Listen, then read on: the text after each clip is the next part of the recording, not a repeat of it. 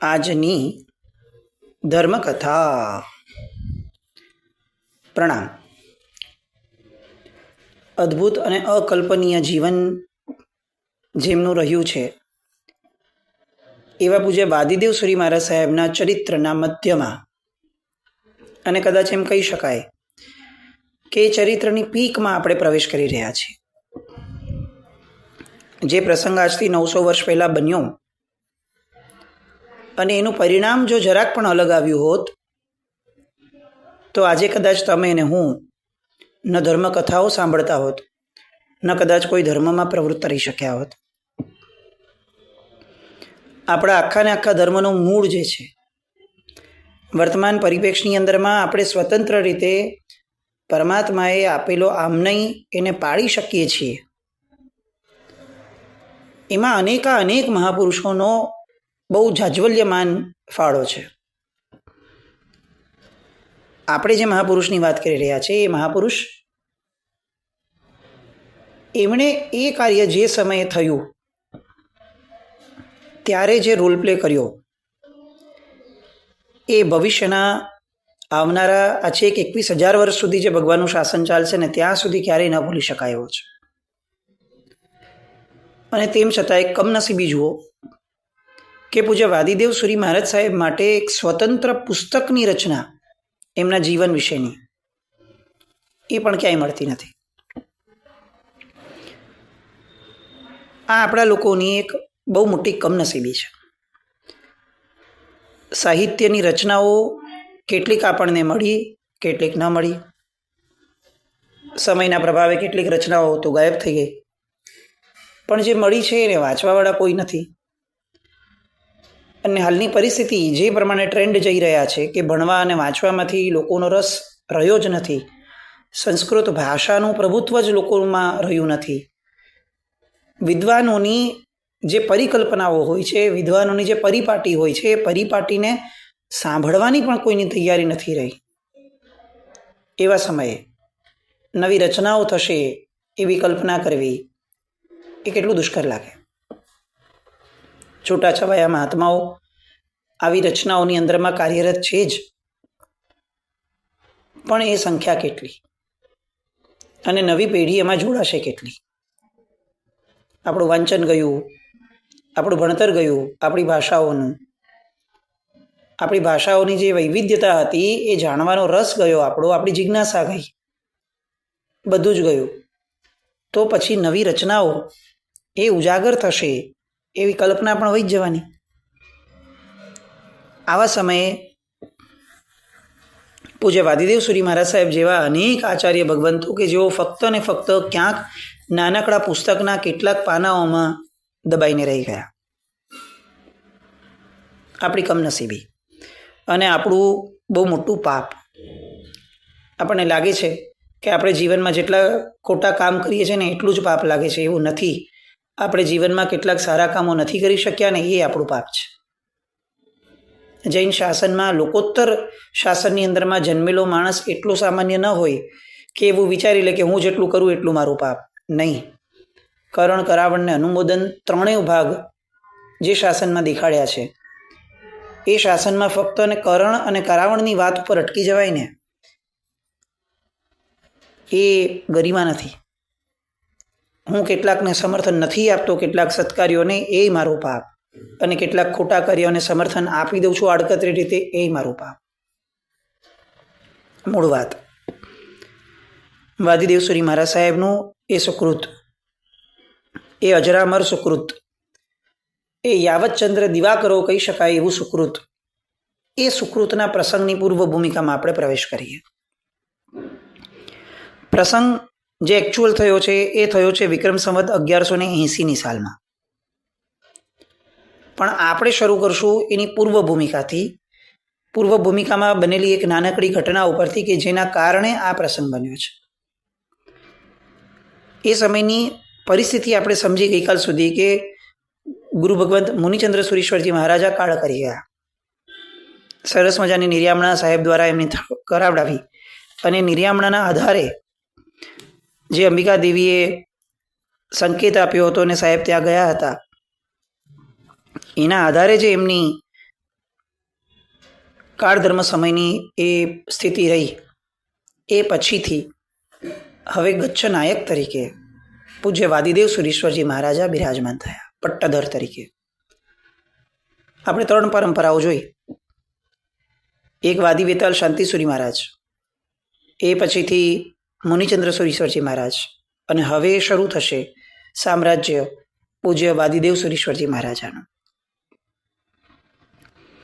ગઈકાલે આપણે એમનો શાંત મંત્રીવાળો પ્રસંગ જોયો. 84,000 સોનામોરથી બનાવેલો મહેલ, ગુરુના કુલ મળીને 84 અક્ષરો પણ નહીં બોલાયા હોય એવા વાક્યના કારણે આખો ને આખો મહેલ જે છે એ ઔષધશાળામાં પરિવર્તિત કરાવી દીધો. એ કેવી એની ગુરુ ભક્તિ, કેવી એની સંયમ શક્તિ આપણને ચોક્કસ યાદ આવે કે ઇતિહાસમાં આપણે જગતગુરુ હીરસુરી મહારાજની ઇર્યા સમિતિ એનું દ્રષ્ટાંત દર પર્યુષણમાં સાંભળીએ કે જગતગુરુએ એ સમયે અકબરના રાજ દરબારની અંદરમાં નીચે બિઠાવેલી કાર્પેટ એ ઊંચી કરાવડાવી અને નીચેથી જીવજંતુઓ નીકળ્યા અને અકબર પ્રભાવિત થયો. સાહેબની ઇર્યા સમિતિનું પાલન એક મુસ્લિમ રાજાને પણ પ્રભાવિત કરવામાં સફળ થયું. આ દ્રષ્ટાંતથી આપણે વાકેફ છીએ. પણ પૂજ્ય વાદીદેવ સુરીશ્વરજી મહારાજાની ભાષા સમિતિ એના પાલનથી એક શાંત મંત્રી 84,000 સોનામોહરના દ્રવ્યથી ઊભી કરેલો મહેલ એ ઔષધશાળામાં પરિવર્તિત કરી ગયો. આ દ્રષ્ટાંતથી આપણે વાકેફ નથી. નાનામાં નાના સાધુની આ જે સમિતિઓ અને ગુપ્તિઓનું પાલન છે ને, એના પ્રત્યે જો આપણે સજાગ થશું તો આપણને ખરેખર એવું લાગશે કે ધર્મ છે ને એ બહુ ભવ્યતામાં કે ગ્લોરીમાં નથી હોતો. ધર્મ સામાન્યમાં સામાન્ય આચારની અંદરમાં હોય છે. ભવ્ય તો ક્યારેક થાય જ્યારે આ બધી સમિતિનું પાલન ક્ષણે ક્ષણે છે. પણ આપણે હંમેશા ગ્લેમરસની ભક્તિની પાછળ ગેલા થવાવાળા બન્યા. એટલે કંઈક મોટું જોઈએ તો જ આપણને એમ લાગે કે કંઈક થયું. હવે આવું બધું તો આપણને એમ લાગે કે ઠીક છે, આપણું ભાગ્ય. હવે પ્રસંગ ઉપર આવીએ. વિક્રમ સંવત 1178ની અંદરમાં ચૈત્રવાલ નામનું નગર હતું અને ત્યાં બિરાજમાન હતા શ્વેતાંબર સંપ્રદાયના શ્રી ધનેશ્વર સુરીશ્વરજી મહારાજા. 700 સાધુ ભગવંત સાથે એમનું ત્યાં ચાતુર્માસ. આ ધનેશ્વર સુરીશ્વરજી મહારાજાની સાથે એ જ નગરની અંદરમાં એ સમયે 700 આચાર્યો, 700 સાધુઓ દિગંબરોના એ પણ ત્યાં બિરાજમાન હતા. શ્વેતાંબર અને દિગંબર બે નામોથી આપણે બહુ સુપેરે પરિચિત છીએ. અત્યારે જે ક્યારેય જોવા નથી મળ્યું ને એવો ભેદ એ સમયમાં બહુ સામાન્યપણે જોવા મળતો હતો. એ જમાનો હતો કે જ્યારે કોઈનું પચાવી પાડવાની ખેલછાઓ નહોતી, જ્યારે લીગલી બાકાયદા રાજ્યની નિષ્ઠાની અંદરમાં જ્ઞાનનો વાદ કરી અને જ્ઞાનના આધારે, તત્વના આધારે જીતવાની વાત હતી. ઝંડો મૂકી દીધો અને આ તીર્થ અમારું, આવી કોઈ ચેષ્ટાઓ ત્યારે નહોતી થતી. તો એ સમયે દિગંબરના મુનિઓએ અને એમની હારે રહેલા એમના મુખ્ય દિગંબર આચાર્યએ ધનેશ્વર સુરી મહારાજ સાહેબને પડકાર ફેંક્યો. ચૈત્રવાલ નગરના રાજા સુધી વાત પહોંચાવડાવી કે અમારે આ લોકો સાથે વાદ કરવો છે. તત્વની બાબતમાં આ લોકો એ અધૂરા છે, અમે પૂર્ણ છીએ, એવું સાબિત કરવું છે. ધનેશ્વર સુરી મહારાજ સાહેબે સ્વીકારી વાત. હવે શરત મૂકવામાં આવે કે ભાઈ જીતશે એનું શું, અને આ તો સાધુઓ છે, એમને તો કોઈ રાજ્ય બાજ્યારે કોઈ લેવા દેવા નથી, સંપત્તિ સાથે કોઈ લેવા દેવા નથી. તો શરતોમાં શું મુકાય સામાન્યથી? તો એ 1178ના વાદની અંદરમાં શરત એવી મુકાઈ કે આ 700 સાધુઓ જે અમે લોકો છીએ, અમારા નાયક જો જીતે તો અમે બધા એ જે બીજા 700 છે એને અમારી સાથે જોડાઈ જવાના. એટલે એ 700 કોઈ પણ એક ગચ્છ જે જીતશે, કોઈ પણ એક મત જે જીતશે એ જીતના અંતે 1400નો થશે. આ બે 700ના ભેદ નહીં. બંને પક્ષે વાત સ્વીકારવામાં આવી. ધનેશ્વર સૂરી મહારાજ સાહેબે પણ વાત સ્વીકારી કે સારું, જો અમે હાર્યા તો અમે દિગંબર મત સ્વીકારશું. અને ત્યાં એ સમયના દિગંબરાચાર્યએ પણ એ વાત સ્વીકારી કે જો અમે હાર્યા તો 700 સાથે અમે શ્વેતાંબર મતનો સ્વીકાર કરશું. આમ આપણને આ કેટલું ગજબ લાગે, લોકો કેવી રિસ્ક લઈ લેતા હશે. અત્યારે આપણા ઘરનું કોઈક મેમ્બર જઈને કહી આવ્યું હોય ને કે જો આ થયું તો હું આ કરીશ, ઘરનો જ મેમ્બર, સગો ભાઈ કે કોઈ પણ, અને જો એ હારીને આવે તો આપણે ક્લિયર હોય કે ભાઈ આ એને કીધેલું, એ એની પર્સનલ રિસ્પોન્સિબિલિટી છે, આપણે એની યાર કોઈ લેવા દેવા નથી. અને અહીંયા 700 શિષ્યો પોતે જે મતના આધારે મોક્ષના માર્ગે આગળ વધવા માટે તત્પર બની અને દીક્ષા લીધી છે, જે મતનો વિરોધ પોતે ભણ્યા છે, બંને મતોએ એકબીજાનો વિરોધ ભણાવ્યો જશે, એ મતની અંદરમાં જીવન વિતાવવાની એ વાત પણ સ્વીકારવામાં આવે. આ નાયકો માટેની વાતને એકવાર જરાક બાજુએ મૂકીએ તો એમ થઈ જાય કે એ 700 માટે તો કેવું અશક્ય હશે.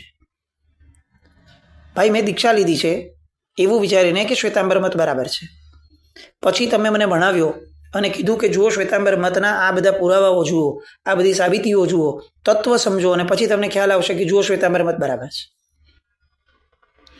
અચ્છા, સાથે સાથે મને એ ભણાવવામાં આવે છે કે ફક્ત દિગંબર મત નહીં, બીજા ષડ દર્શનમાં પણ ક્યાં ક્યાં કઈ કઈ ભૂલો છે કે જેના આધારે ત્યાંથી મુક્તિ મેળવે એ મુશ્કેલ છે. આ બધું ભણાવી લીધું. હવે આપણા નાયક કોઈની સાથે વાત કરવા તૈયાર થાય અને શરત એવી મૂકે કે જો હું હારી જઈશ તો આ બધા 700 એ દિગંબર થઈ જશે. એટલે આ 700નું સ્ટેટસ શું? ફક્ત એક વ્યક્તિની સ્કિલના આધારે, એક વ્યક્તિની આવડતના આધારે, એના જ્ઞાનના ક્ષયોપશમના આધારે. અચ્છા, એવું પણ ન હોય કે એના જ્ઞાનમાં ત્રુટિ હોય. આ તો એક્સપ્રેશનની વાત છે. વાદ એટલે તો સમજો સામાએ કોઈ બાઉન્સર નાખ્યો, પોતાને જ્ઞાન હોય પણ એ મુમેન્ટે ઉપસ્થિત ન થાય તો આ ગેમ્બલ કેટલું મોટું છે. કેટલાક કરોડનું ગેમ્બલ રમવું ને એ હજી એકવાર બહુ સામાન્ય છે, પણ આખી ને આખી મોક્ષની માન્યતા, આખી ને આખી પોતાના પંથની માન્યતા, એને દાવ પર લગાડીને જુગાડ રમવો, આ આપણને એમ લાગે કે ભયંકર રિસ્ક છે. આજે આપણને કોઈ 10 કરોડ રૂપિયા આપીને કહેશે ને કે વટલાઈ જા, આપણે આ વિચારી પણ નહીં શકીએ.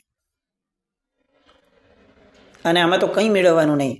એક વ્યક્તિની હાર કે જીતના આધાર ઉપર આપણે આપણું સર્વસ્વ હોમી દેવાનું. આવી વાદની પરંપરાનો એ સમય. સેમ વે જે શ્વેતાંબર મતને થયું એ દિગંબર મતને પણ એમ હશે. પોતે જે માન્યતાને તુષ્ટ કરી છે, પુષ્ટ કરી છે, એ માન્યતાને છોડીને શ્વેતાંબર થઈ જવાનું. પણ આ બંને પક્ષના 700માના એક પણ વ્યક્તિએ પોતાના નાયકને પ્રશ્ન પણ ન કર્યો. એના કેટલાક કારણોમાંનું એક કારણ કે પોતાના નાયકની શક્તિઓ પરનો ભરોસો. પોતે જોયા હોય જીવનકાળ દરમિયાન કે આ અમારા ગુરુ મહારાજ કેવા કેવા વાદો જીત્યા છે, અને વિશ્વાસ, એના આધારે બંને જણા વચ્ચે વાદ થયો. ચૈત્રવાલ નગર, એના રાજા, એની નિષ્ઠાની અંદરમાં, એની હયાતીની વચ્ચે આ બંને પક્ષ પોતપોતાનો પક્ષ મૂકે છે. વાદ ચાલે છે, દિવસો સુધી ચાલ્યો વાદ. કોઈ ટસના મસ થાય એવું નહીં થયું. અને અંતે એક મુદ્દે ધનેશ્વર સૂરી મહારાજ સાહેબ, એમણે શાસ્ત્રની વાતને એ રીતે મૂકી કે વાતને સમજવાની અંદરમાં પેલા દિગંબરાચાર્ય એ ઉણા ઉતર્યા અને એ એમાંથી બહાર નીકળી જ નહીં શક્યા, એ ચક્રવ્યૂહમાંથી. અંતે એ હાર્યા. 700 દિગંબર શિષ્યો સાથે એ સમયના દિગંબરાચાર્ય એટલે મુખ્ય, એ દિગંબરાચાર્ય સ્વયં શ્વેતાંબર મત સ્વીકારે છે. પ્રામાણિકતા પાછી એવી બંને પક્ષે કે જે બોલ્યું એ કરવાનો, પછી ત્યારે એમ નહીં કે ટેમ્પલીસ મને નથી કરવું. હવે ચીટિંગ નહીં ચાલે. કેમ? કારણ કે રાજ્યના અંડરમાં આખું ચાલે છે, રાજાની હાજરીમાં ચાલે. એકવાર કીધેલી વાત એ સ્વીકારવી જ પડે, પછી કોઈ બહાના ના ચાલે. હવે દિગંબરાચાર્ય સ્વયં, તમે વિચારો, અત્યારના કોઈ તપા ગચ્છાધિપતિ છે અથવા કોઈ એક સમુદાયના ગચ્છાધિપતિ છે, એ જ વાદ હારી જાય તો એનો આખો સમુદાય એ બીજા સમુદાયમાં કે બીજા ગચ્છમાં ભળી જાય. આ એવી વાત ચાલે છે. એટલે શું થયું તો કે દિગંબરોના મુખ્ય આચાર્યનું પદ જ ખાલી થઈ ગયું. કેમ? કારણ કે મુખ્ય આચાર્ય જ વટલાઈ ગયા, પણ રિસ્પોન્સિબિલિટી 700ની હતી. એટલે 700 શિષ્યો સાથે એમણે શ્વેતાંબર મત સ્વીકારી લીધો. એ ચૈત્રવાલ નગરની અંદરમાં જે થયું ત્યારે એ 1400 સાધુઓ જે આ 700 ને આ 700 ભેગા થયા, એમનો ચૈત્રવાલ ગચ્છ તરીકે એક ગચ્છ નવો સ્થાપિત થયો અને પ્રસિદ્ધ થયો. પણ રેસ્ટ ઓફ ધ કન્ટ્રીઝ, બીજા દેશો પ્રદેશોની અંદરમાં રહેલા દિગંબરોને આ વાતની જાણ થઈ ત્યારે આઘાત લાગ્યો, સમસમી ગયા.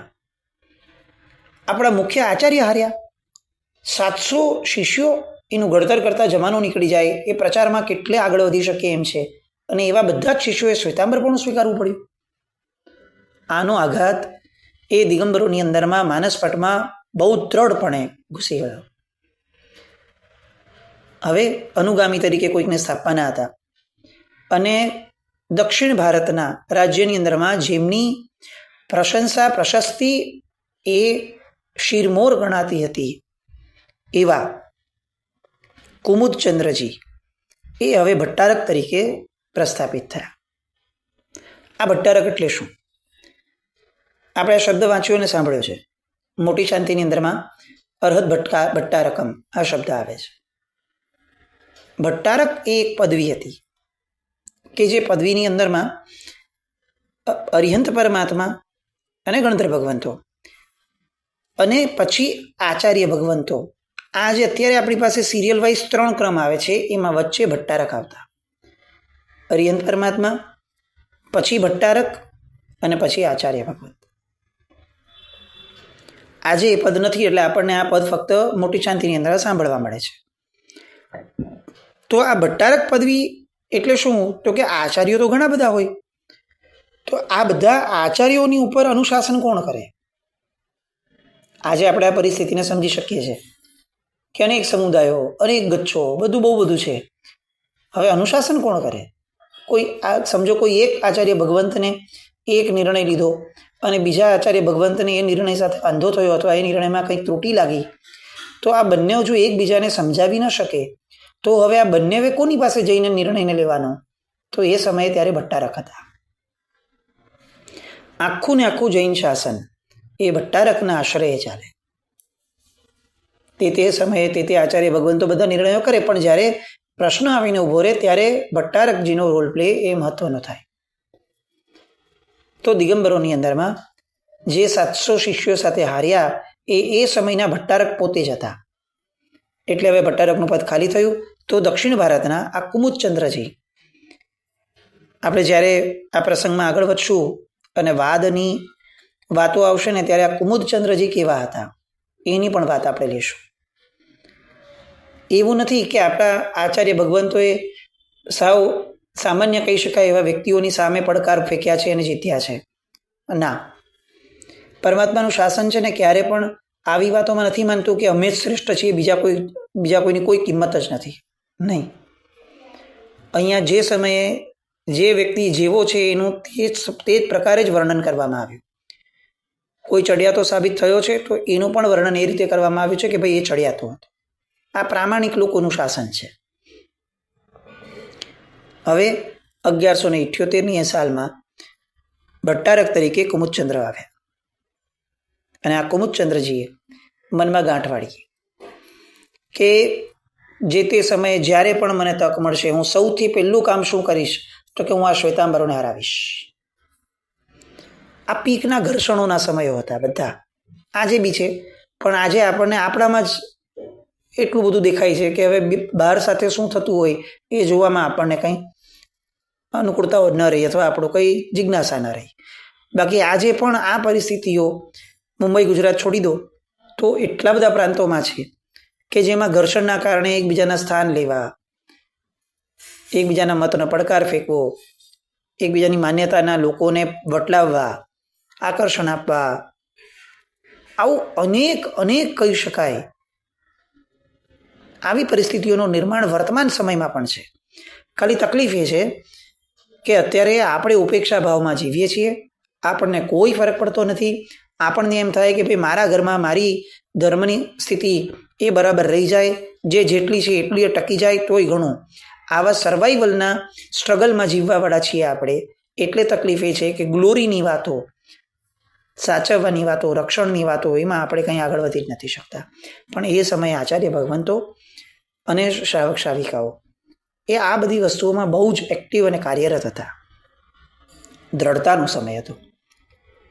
તો અહીંયા હું શ્વેતાંબરોને વાદમાં હરાવીશ, આવું મનની અંદરમાં એક નિર્માણ જે થયું કુમુદચંદ્રજીના, એના આધાર ઉપર વિક્રમ સંવત 1180ની અંદરમાં હવે એક પ્રસંગ એ ઘડવા જઈ રહ્યો છે. એ પ્રસંગની પૂર્વ ભૂમિકા સ્વરૂપે આપણે લીધું છે કે આ દ્વેષ કેમ આટલો બધો? કારણ આ કે 1178ની અંદરમાં 700 શિષ્યોને ગુમાવ્યા છે આચાર્ય સાથે. બસ તો હવે એનો બદલો લેવા માટે કયા ટેન્ટ્રમ્સ ઊભા કરાય છે, કઈ દિલ ધડક રીતે એક પછી એક ઘટના એવી બનવા લાગે છે કે જે સાંભળશું તો આપણને એમ લાગશે કે આવું ગેમ્બલ, ઓલા 700 ગયા, આપણને એનો આઘાત નથી, પણ હવે જે શરત આવશે એ સાંભળીને આપણને એમ આઘાત લાગશે કે શું વાત કરો છો, ક્યારેક જૈન શાસનમાં આવું પણ થયું હતું. બસ એ આવું પણ થયું હતું એ વાતની જાણકારી માટે આવતીકાલે ફરીથી મળશું. જીનાજ્ઞા કંઈ પણ બોલાય તો મિચ્છામિ દુક્કડમ. જૈનમ જયતિ શાસન.